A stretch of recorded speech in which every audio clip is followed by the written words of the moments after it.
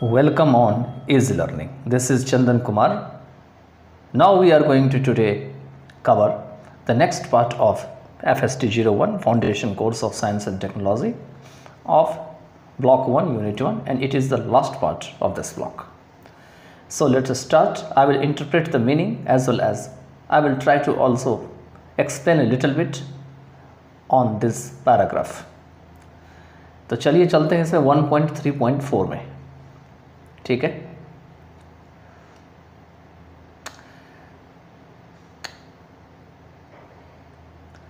इसमें है the social function of science, मतलब हमारे समाज में साइंस जो है कैसे काम करता है, उसका क्या काम है, उसके ऊपर दे रखा है. तो all the features discussed so far describe the character of science as an institution, as a method and as growing and ever changing body of knowledge. कहते हैं जितने भी फीचर अभी तक हम चर्चा कर चुके हैं वो साइंस के ऐसे कैरेक्टर या चरित्र के बारे में वर्णन करते हैं जो कि उसे एक संस्थान के रूप में, एक मेथड के रूप में और एक हमेशा नॉलेज की जो बदलती हुई बॉडी और बढ़ती हुई है बॉडी है उसके रूप में कर चुके हैं. By themselves they do not answer many questions. कहते हैं खुद को साइंस जो है बहुत सारे क्वेश्चन का आंसर नहीं देते हैं. For instance what is the major function of science today. कहते हैं इंस्टेंस के लिए आखिर में आज के समय में साइंस का जो है मेजर फंक्शन या मुख्य फंक्शन क्या है. How does science influence the way a society develops. कहते हैं जो सोसाइटी विकसित होती है उसमें साइंस जो है किस तरीके से उसको इन्फ्लुएंस करती है, मतलब प्रभावित करती है. व्हाट सोशल फैक्टर्स हेल्प और impede the growth of science in any society. कहते हैं किसी भी सोसाइटी में क्या ऐसा या कौन कौन सा ऐसे सोशल या सामाजिक कारक हैं जो कि या तो साइंस को हेल्प करती है या साइंस की जो ग्रोथ है उसमें बाधा डालती है, इम्पीड करती है. We will now answer this questions. कहते हैं हम अब इन सभी क्वेश्चंस का जो है आंसर देंगे. तो इस पैराग्राफ में यही है कि सोसाइटी से जो है साइंस को जोड़ा गया है और देखा गया है कि सोसाइटी और साइंस कैसे एक दूसरे के करस्पॉन्डिंग है और कैसे सोसाइटी जो है या तो हेल्प करती है और या तो इम्पीड करती है साइंस को ग्रो करने में. ठीक है, तो इस पूरे पैराग्राफ में यही था. चलिए आगे चलते हैं. Science and the means of production. कहते हैं विज्ञान और जो उत्पादन है उनके साधन, means of production. Science has always played a crucial role in production. Science ने हमेशा से ही जो है वो प्रोडक्शन में जो है एक महत्वपूर्ण भूमिका जो है वो निभाई है. The history of humankind is principally the history of how human beings have attempted to control and transform nature for their own use. कहते हैं मानव जात की जो इतिहास है वो मुख्य रूप से इस तरह से है कि किस तरीके से ह्यूमन बीइंग्स की जो इतिहास है उसने प्रयास किया है नेचर को अपने यूज़ के लिए बदलने के लिए या उसको कंट्रोल करने के लिए. आज भी देख रहे हैं कि साइंस नेचर को कंट्रोल करने की कोशिश कर रहा है, नई नई चीज़ें बनाई जा रही है और यही कारण है कि कई बार नेचुरल कैलेमिटीज़ आ जा रही है, प्रॉब्लम्स आ रही है धरती पे. तो वही कह रहे हैं कि आज ये प्रॉब्लम हो रही है और पहले भी ये थी कि ह्यूमन बीइंग्स जो है वो कंट्रोल करना चाहता था नेचर को या तो उसको ट्रांसफॉर्म करना चाहता था. ठीक है. In this different tools and means of production have played a crucial role. और इसमें बहुत सारे ऐसा औजार या उत्पादन के साधन जो है अलग अलग जो है उसने महत्वपूर्ण भूमिका या क्रूशल रोल इसने प्ले किया है. We call the major historical epochs by the corresponding principal means of production stone age, bronze age and iron age. कहते हैं हम जो मुख्य ऐतिहासिक जो समय की सीमा है या पीरियड ऑफ टाइम है आपका इपॉक्स है जो कि मीन्स ऑफ प्रोडक्शन को करस्पॉन्डिंग प्रिंसिपल मतलब एक साथ जो है वो लेके चली है उसको हम स्टोन एज, ब्रंज एज और आयरन एज कहते हैं.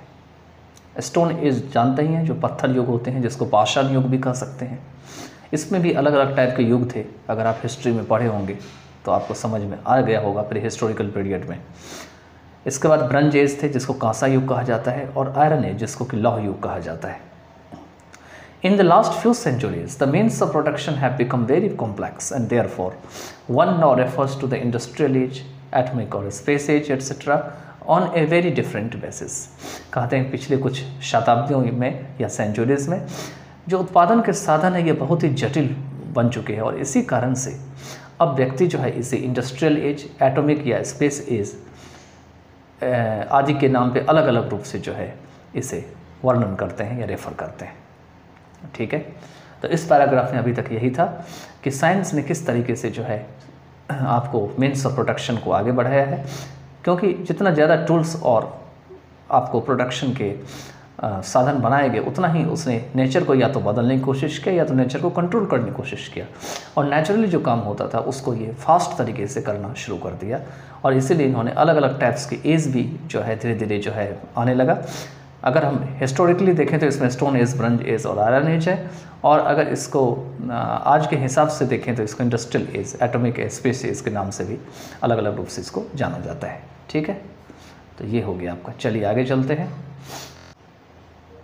ये सारे कुछ आप देख सकते हैं फिगर में, A, B, C, D, या कैसे कैसे करके इन्होंने एडवांस किया है साइंस। यहाँ आते आते जो है आप देख सकते हैं कि रेलवे इंजन तक का निर्माण हो गया, फिर जा कर के यहाँ पर में हवाई जहाज़ का भी निर्माण हो गया। ठीक है, और यहाँ पर मैं नीचे में की में दे भी रखा है फिगर 1.5 में।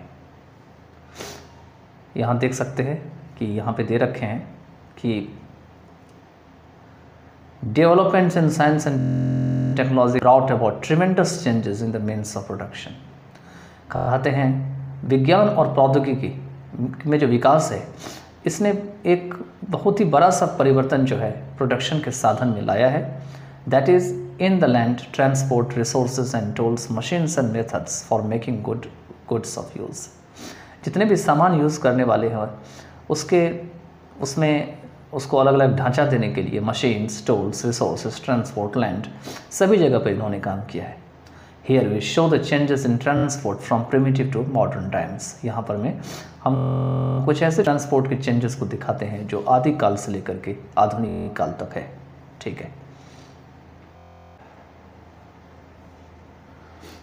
Early man strive to extract and fashion material so that they could be used as tools to satisfy his prime needs।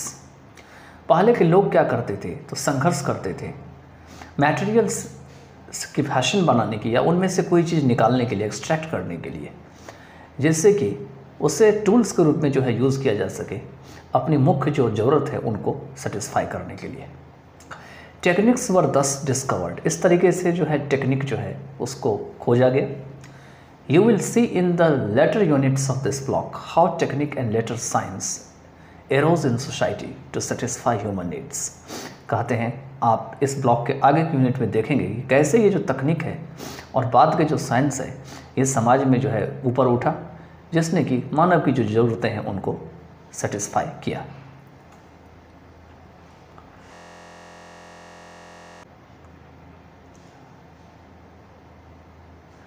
Science flowered in different countries at different times. कहते हैं साइंस अलग अलग जगह पर में जो है अलग अलग देशों में बड़ा फला फूला। Generally, science thrived whenever society had organized itself to increase the production of goods and to create a degree of satisfaction in its members। कहते हैं सामान्य रूप से साइंस जो है ये तब फला फूला है जब कभी भी एक सोसाइटी ने अपने आप को ऑर्गेनाइज किया था गुड्स की जो प्रोडक्शन है उसको इंक्रीज़ करने के लिए। गुड्स मतलब यहाँ सामान होंगे, ध्यान रखिएगा, और जो इसके मेंबर हैं उसकी जो सेटिस्फैक्शन है उसकी स्तर को बनाने के लिए।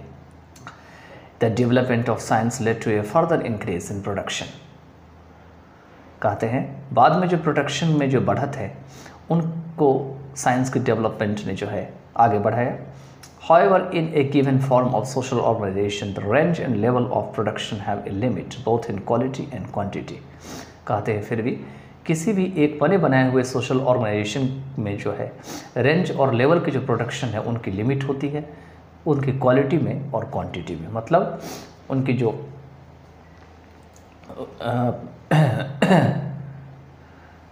गुण होती है और उनकी जो परिमाण होती है। Therefore, in this process, whenever a saturation in production was reached, science stagnated। और यही कारण है कि जब कभी भी प्रोडक्शन के सैचुरेशन जानते ही हैं कि अगर हम हर एक तरीके से किसी भी चीज़ को उसके हर एक पहलुओं को अगर देखा जाए तो यहाँ पर उसको सैचुरेशन के रूप में लिया गया है। अगर उसको देखा जाए तो वहाँ पे साइंस जो है वो थम सी जाती है या स्टैग्नेट हो जाती है।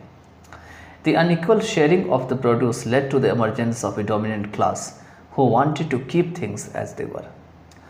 कहते हैं जितना भी उत्पाद होता था उनको बराबर तरीके से तो बांटा नहीं जाता था, और इस कारण से जो डोमिनेंट क्लास थे, जो मतलब मजबूत लोग थे समाज में, उनका उदय हुआ। Who wanted to keep things as they were, जो कि जैसे वो चाहते थे उस हिसाब से उन चीज़ों को अपने पास रखना चाहते थे। This was another impediment in the growth of science. और यह जो है साइंस की जो ग्रोथ है, वृद्धि है या उसकी जो बढ़त है, इसके लिए एक दूसरा बाधा बन के रह गया। तो इस पैराग्राफ में अभी तक हमने ये देखा कि किस तरीके से जो है साइंस जो है वो डेवलप हुआ, किस तरीके से साइंस ने प्रोडक्शन को बढ़ाया है, क्वालिटी क्वांटिटी को बढ़ाया है, किस तरीके से इसने जो है डोमिनेंट क्लास को भी अपने अंडर लिया और डोमिनेंट क्लास ने इसके ऊपर अपना कंट्रोल किया, जिससे साइंस को जो है आगे बढ़ने में जो है बहुत सारी परेशानी का सामना करना पड़ा।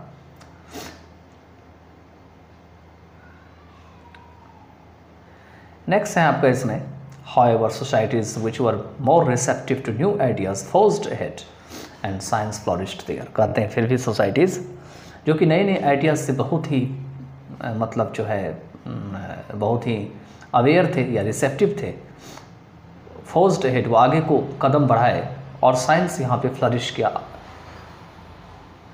And as you will see in the later units, the most fruitful periods of scientific advance were also those in which practice and theory could be combined, either in individual scientists or in groups where practitioners of medicine, artisans and technicians mixed on equal terms and learned with learned men।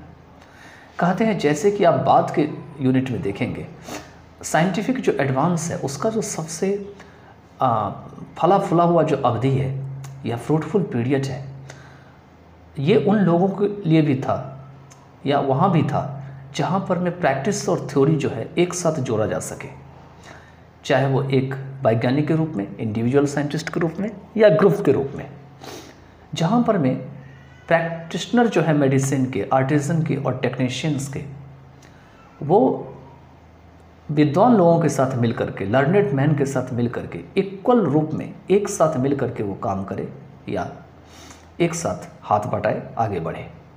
ठीक है।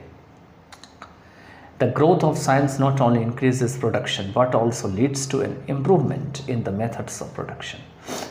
कहते हैं यहाँ पे जो science की growth है ये केवल प्रोडक्शन के जो तरीके हैं उसी को नहीं बढ़ाया, बल्कि इनकी जो इम्प्रूवमेंट है प्रोडक्शन में उसको भी आगे जन्म दिया। And when methods of production evolve and develop to a new stage scientists transform. और कहते हैं जब प्रोडक्शन के जो मेथड है वो विकसित होते हैं और एक नए स्टेज जो है वो डेवलप होते हैं तो समाज जो है उसमें परिवर्तन होती है।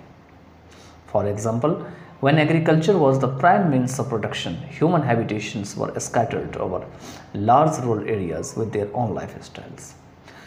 एग्जाम्पल के लिए जब एग्रीकल्चर जो है वो प्रोडक्शन का मुख्य साधन था, प्राइम मीन्स था, तब जो मानव की जो बस्ती थी या रहन सहन थी वो बिखरी पड़ी थी काफ़ी देहाती क्षेत्रों में अपनी जीविका के साथ या लाइफ स्टाइल के साथ। But when factory based production became common, industrial towns grow up. लेकिन जैसे ही फैक्ट्री का निर्माण हुआ तो लोग एक जगह रहने लगे, इससे धीरे धीरे क्या हुआ, टाउन्स का निर्माण हुआ और इसी को इंडस्ट्रियल टाउन कहा गया। Because a large number of people were working in one place with a life very different from the rural life।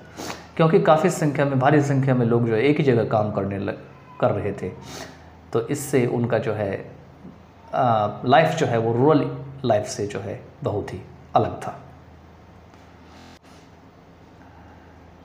In this process of change societies में इवन ब्रेकअप। कहते हैं इस चेंज की process में society जो है टूट भी सकती है आपस में। Social class come into conflict in this process and create new social organisation. क्योंकि सोसाइटी में हर एक तरह के लोग होते हैं, इसलिए वो चाहते हैं कि अपने अपनी हम क्लास बना लें और इससे एक नई संघर्ष जो है वो पैदा हो जाती है इस प्रोसेस में और एक नई जो सोशल ऑर्गेनाइजेशन है उनका निर्माण होता है। In Europe at certain stages of development, the big landlords who jealously guarded their territories and the merchants and tradesmen who wanted free passage through such territories as also common laws for large geographical areas came into conflict। यहाँ पे दे भी रखा है conflict का कि Europe में कैसे development का जो सर्टेन स्टेज है उसमें बड़े बड़े जो लैंडलॉर्ड है जिन्होंने अपने टेरिटरीज़ को जेलसली रूप से गार्ड किया। जेलसली मतलब वो दूसरों से जलते थे, इसलिए वो अपने इलाके की देखभाली करने लगे थे। और यहाँ पर में जो सौदागर और जो व्यापारी लोग हैं, व्यापारी की जो मंडली है, who wanted free passage through such territories, वो चाहते थे कि ये जो ऊपर वाले लैंडलॉर्ड जो टेरिटरीज़ को गार्ड करते थे वहाँ से वो जो है फ्री होके उनको रास्ता मिले वहाँ से निकलने का। As also common laws for large geographical areas came into conflict, क्योंकि अगर एक जगह से दूसरा जगह पे जाते हैं और काफ़ी दूर दूर तक जाते हैं तो अलग अलग एरिया में अलग अलग जो है लॉ होते हैं और इसी कारण से कन्फ्लिक्ट भी हो जाती है। तो इसलिए दे रखा है as also common laws for large geographical areas. लेकिन जब ये एक जगह से दूसरी जगह जाते थे तो ऐसा लगता था कि लॉ जो है एक बराबर नहीं है और काफ़ी दूर दूर जो भौगोलिक क्षेत्र है या जोग्राफिकल एरियाज़ है वहाँ पे कॉमन लॉ उतना आसान नहीं है। तो इसीलिए यहाँ पर में एक कॉन्फ्लिक्ट जो है पैदा होती थी। ए फ्यू सेंचुरीज एगो science and industry develop together so that the growth of science and the improvement in the methods of production were intimately related.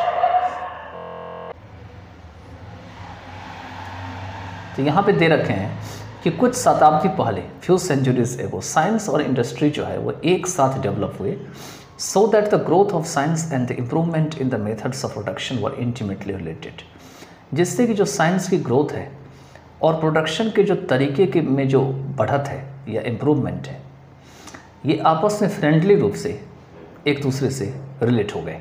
Intimately मतलब friendly. In the present stage science has grown to such a point that it leads to the development of industry. कहते हैं आधुनिक जो स्थिति बनी हुई है इसमें साइंस जो है इस हद तक जो है बढ़ गया है, ठीक है, जिसने कि इंडस्ट्री के जो डेवलपमेंट है, उद्योग की जो विकास है उसको यह जन्म देती है। नेक्स्ट है आपका साइंस एंड आइडियाज़, मतलब विज्ञान और नए नए जो विचार हैं उसके ऊपर दे रखे हैं। We have set above that the practical application of science leads to its growth. कहते हैं हमने पहले ही कहा है ऊपर कि प्रैक्टिकल जो एप्लीकेशन ऑफ साइंस की वह इसकी ग्रोथ को आगे बढ़ाती है। But the advance of science depends on something more than just the practical aspect. लेकिन अगर साइंस के विकास की बात किया जाए तो ये प्रैक्टिकल जो एस्पेक्ट है उनसे कुछ ज़्यादा हो करके उस पर निर्भर करती है, क्योंकि जब तक इससे बेहतर नहीं होगा तब तक साइंस के एडवांस नहीं हो पाएगी। An equally essential part of science is theory and concept which have played an important role in its advance. The theoretical framework links together the practical achievements in science and gives them an intellectual unity। कहते हैं एक बराबर रूप से जो science का जो आवश्यक हिस्सा है वो है थ्योरी और कॉन्सेप्ट, जिसने कि अपनी खुद की एडवांस होने में एक इम्पॉर्टेंट रोल को प्ले किया है। और जो थियोरेटिकल फ्रेमवर्क है ये इससे प्रैक्टिकल अचीवमेंट जो साइंस में है उससे जोड़ती है और उन्हें एक इंटेलेक्चुअल यूनिटी देती है। As we shall see later, major advances in science occurred when a particular theory was proved or disproved। कहते हैं जैसे कि हम बाद में देखेंगे साइंस में जो मुख्य जो एडवांस है वो तब हुआ जब खास जो थ्योरी है उसे प्रूव किया गया या प्रूफ नहीं किया गया। However, in science, theory is intimately linked with practice। कहते हैं फिर भी साइंस में थ्योरी जो है वो इंटीमेटली प्रैक्टिस के साथ जोड़ दिया गया। It has often happened that an important theory became very formal and came to be used mechanically।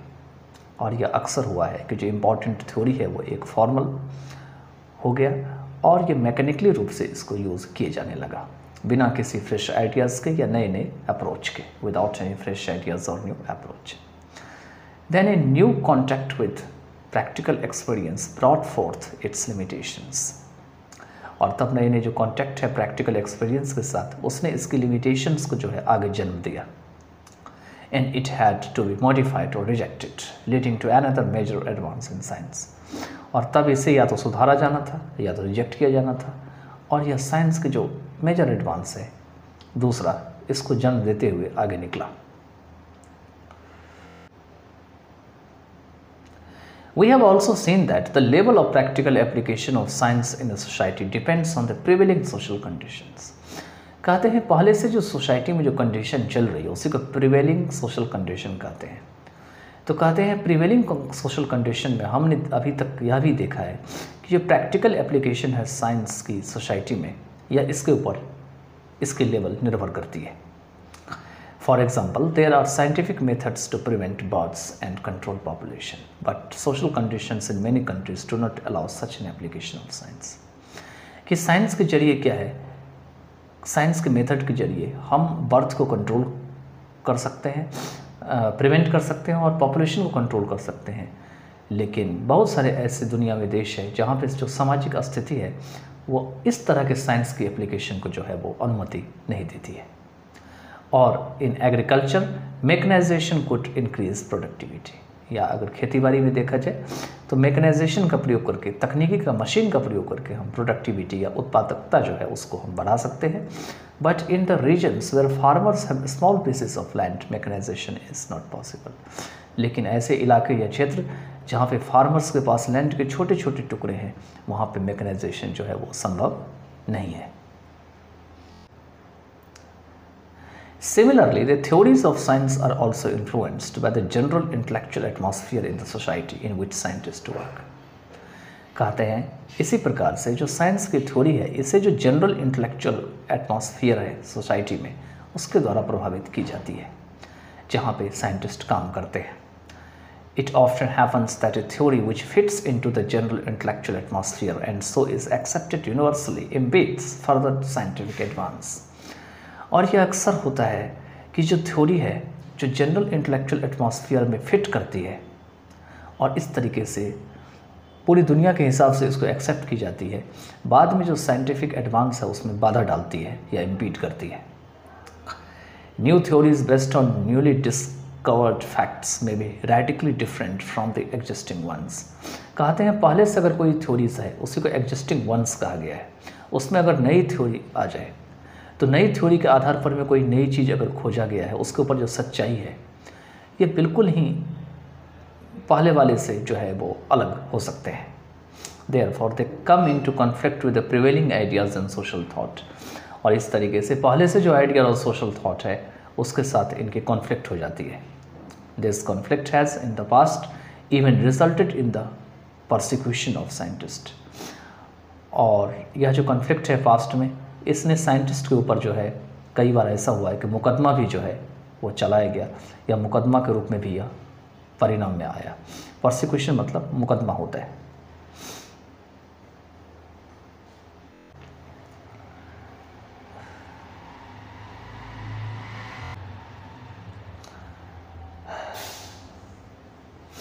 Sorry, यहाँ पे परसिक्यूशन जो है मुकदमा नहीं होंगे बल्कि उपद्रव होंगे या परेशानी होगी। प्रोसिक्यूशन मतलब मुकदमा होता है जिसकी स्पेलिंग होती है PROSE, ऐसे करके होती है CUTAON, ठीक है, ये प्रोसिक्यूशन होती है। तो मिस्टेक हो गया ये, आप इसको करेक्ट कर लीजिएगा। तो इससे क्या हुआ, जो साइंटिस्ट की जो प्रोसिक्यूशन है, जो उपद्रव या बाधा या परेशानी है, इसका भी इसने जन्म दिया या रिजल्ट में आ गया। आगे यहाँ पे दे रखे हैं, for instance in the 17th century Galileo used a telescope to see and to show others that the moon of a planet Jupiter revolved around it। कहते हैं यहाँ पर मैं इंस्टेंस के लिए जो 17th की जो सेंचुरी है उसमें गैलीलियो ने एक टेलीस्कोप का जो है यूज़ किया था देखने के लिए और दूसरों को दिखाने के लिए कि जो प्लैनेट जुपिटर की जो चंद्रमा है या मून है वो इसके चारों तरफ जो है घूमते थे। This was very much like what he was proposing, और यह उसी तरह से था जैसे वो प्रपोज कर रहे थे या सुझाव दे रहे थे कि the earth revolved around the sun, कि अर्थ जो है वो सन के चारों तरफ जो है वो घूमते थे। He could also show that there were hills and valleys on the surface of moon. वह यह भी देख सकते थे कि मून के सरफेस पर में वैलीज, घाटियाँ भी है और पहाड़ियाँ भी है। But these ideas were against the prevailing concepts that the sun revolves around the sun and the god had created the perfectly spherical moon. लेकिन यह जो एक ऐसा आइडियाज़ था जो पहले की जो प्रिवेलिंग कॉन्सेप्ट थी उसके खिलाफ था। वो ये कि सन जो है अर्थ के चारों तरफ घूमते थे और जो गॉड है इसने बिल्कुल परफेक्टली स्फेयर शेप का जो है मून जो है इसने बनाया था। The new theory when published led to the trial of Galileo, लेकिन जब नई थ्योरी पब्लिश्ड हुआ तो इसने जो है गैलीलियो के ऊपर मुकदमा चलाने का काम किया। ट्रायल का मतलब यहाँ मुकदमा होगा, TRIAL, ट्रायल, परीक्षा या मुकदमा, ठीक है। चलिए आगे चलते हैं। Nevertheless, history shows us that, barring a few exceptions, new ideas in science overcame opposition and came to be accepted in due course of time. इस सब के बावजूद भी हिस्ट्री हमें दिखाती है कि कुछ एक्सेप्शंस को तोड़ते हुए, ठीक है, नई जो आइडियाज़ है साइंस की, ये ओवरकेम अपोजिशन, इसने विरोध को जो है ख़त्म कर दिया और सही समय के अनुसार से इसे जो है एक्सेप्ट किया जाने लगा। This not only led to great leaves in science but also moulded the intellectual thinking in general. इसने साइंस की जो बहुत जो ऊंचा जो साइंस जा रहा था, केवल उसी में इसको मदद नहीं किया, बल्कि जनरल तरीके से इंटेलेक्चुअल जो थिंकिंग है उसको भी इन्होंने डाल दिया। चलिए लास्ट में है समरी 1.4 में। In this unit, we have tried to view the development of science and technology as an integral part of human endeavor। तो ये सारी चीज़ें पढ़ाई हैं कि ह्यूमन endeavor का इंटीग्रल पार्ट के रूप इस यूनिट में हमने साइंस और टेक्नोलॉजी के जो नज़ारे हैं उसको दिखाने का हमने प्रयास किया। If you wish to answer questions arising from the interaction of our lives with science and technology, we have to refer to the history of science। कहते हैं अगर हम इस सारे क्वेश्चंस को जो है आंसर देने का प्रयास करते हैं, इच्छा करते हैं, जो हमारे साइंस और टेक्नोलॉजी की ज़िंदगी से जो है जुड़े हुए, इंटरेक्शन से जुड़े हुए हैं, तो हमें जो है साइंस की हिस्ट्री को है बताना पड़ता है। It is also necessary to know the history of science, और यह आवश्यक है कि साइंस की हिस्ट्री को जाना जाए। If we want to understand the character of science and technology in present day society and wish to exercise a conscious control on their future development, अगर हम चाहते हैं कि साइंस और टेक्नोलॉजी के कैरेक्टर को समझें प्रेजेंट डे सोसाइटी के हिसाब से, और अगर इच्छा करते हैं इसे हम फ्यूचर डेवलपमेंट जो है उसके ऊपर कंट्रोल करने की कॉन्शियस रूप से। The history of science is not merely a description of the works of important scientists or the dates of important scientific events that have to be mechanically memorized।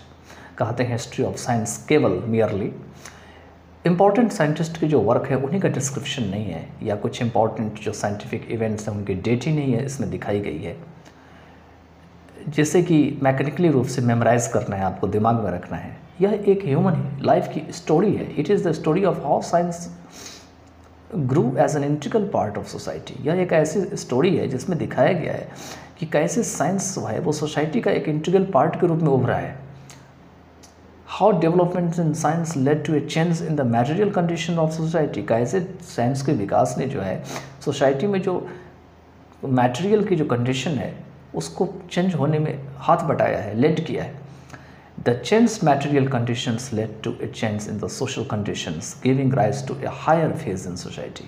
और जो बदला हुआ material condition है इसने social जो conditions है उसको बदलने में जो हेल्प किया है, जिससे एक सोसाइटी का जो है ऊंचा दौर जो है उसका जन्म हुआ।